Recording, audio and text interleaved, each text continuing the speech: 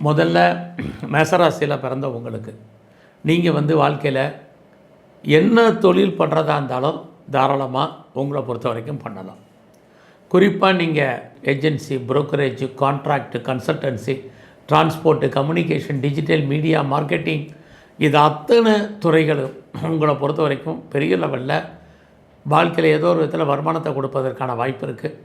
அது மட்டுமல்ல, நீங்கள் மெயினாக பிஸ்னஸ், உங்களுடைய பிஸ்னஸே பார்த்திங்கன்னா பெரும்பாலும் ஃபுட் ஐட்டங்கள் நீங்கள் பண்ணுறது, கேட்ரிங் ஐட்டங்கள் பண்ணுறது, அது இல்லாமல் சாப்பிடக்கூடிய அத்தனை விதமான உணவுப் பொருட்களை நீங்கள் பண்ணுறது உங்களுக்கு வாழ்க்கையில் பெரிய வருமானத்தை, சம்பாத்தியத்தை கொடுக்கும்.